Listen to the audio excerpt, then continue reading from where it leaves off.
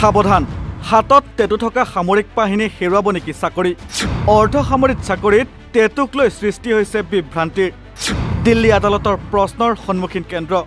অৱশেষত অস্ত্ৰোপচাৰ জৰিয়তে টেটু আঁতৰোৱাৰ সিদ্ধান্ত অৰ্ধসামৰিক জোৱানৰ।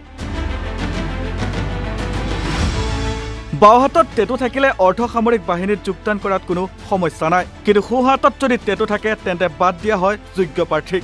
কিন্তু সোঁ আৰু বাওঁহাতৰ বাবে কিয় বেলেগ বেলেগ নিয়ম? কেন্দ্ৰীয় গৃহ মন্ত্ৰালয়ৰ এনে নিয়মৰ ওপৰত প্ৰশ্ন উত্থাপন কৰিছে দিল্লী উচ্চ ন্যায়ালয়ে। এজন প্ৰাৰ্থীয়ে দাখিল কৰা আবেদনৰ শুনানি গ্ৰহণ কৰি এই প্ৰশ্ন কৰে ন্যায়ালয়ে। 17 নৱেম্বৰত এই গোচৰৰ পৰৱৰ্তী শুনানি গ্ৰহণ কৰা হ'ব।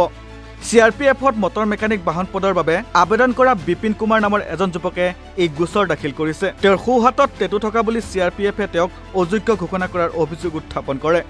অৱশ্যে এই সিদ্ধান্তৰ প্ৰত্যাহ্বান জনাই বিপিনে কয় যে তেওঁ অস্ত্ৰোপচাৰৰ জৰিয়তে টেটুটো আঁতৰাব বিচাৰে।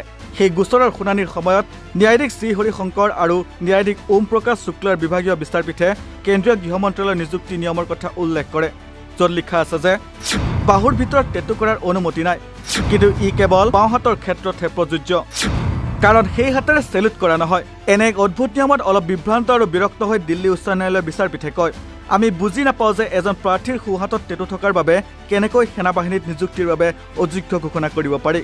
অৰ্ধসামৰিক নিয়ম অনুসৰি সোঁহাতত বিশেষকৈ চেলুট দিয়া হাতত টেটু থাকিলে চাকৰি পোৱাটো কঠিন, কিয়নো ই সামৰিক বাহিনীৰ নিয়ম নীতিৰ বিৰুদ্ধে।